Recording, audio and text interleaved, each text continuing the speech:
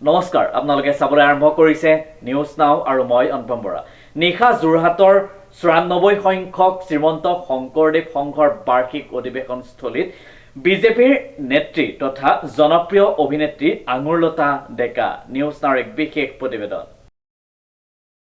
নিশা যোৰহাটৰ 94 সংখ্যক শ্ৰীমন্ত শংকৰদেৱ সংঘৰ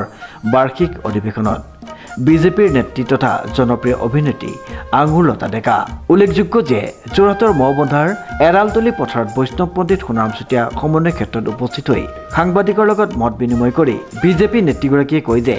মহবন্ধাৰ অধিৱেশনত যদি সেৱা নললেহেঁতেন আধৰুৱা হ'ল তেওঁৰ জীৱন লগতে সহযোগী অভিনেত্ৰী শ্যামন্তিকা শৰ্মাৰ বৈবাহিক জীৱনক লৈ শুভেচ্ছা জ্ঞাপন কৰে কাৰণে সৌভাগ্যৰ কথা যে এইবাৰ যি যোৰহাটত আমাৰ শ্ৰীমন্ত শংকৰদেৱ সংঘৰ যি অধিৱেশন বাৰ্ষিক অধিৱেশন অনুষ্ঠিত হৈ আছে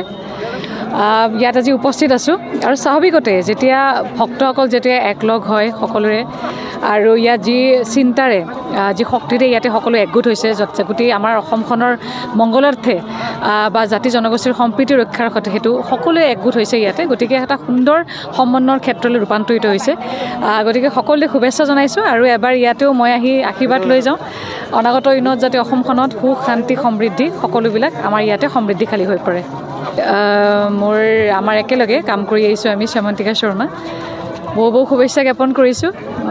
নতুন জীৱন আৰম্ভ কৰিছে গতিকে যি ধৰণে চিন্তা চৰ্চা কৰিছে যি ধৰণৰ সপোন দেখিছে সেই সপোনবিলাক দিঠকত পৰিণত হওক মই ইয়াৰ আগতেও শ্ৰীমন্ত শংকৰদেৱ সংঘৰ লগত জড়িত হৈ আছিলোঁ আৰু প্ৰত্যেকবাৰ এবাৰ নহয় যেনেকৈ নহওক মিলাওঁ গতিকে যোৰহাটত আহিছিলোঁ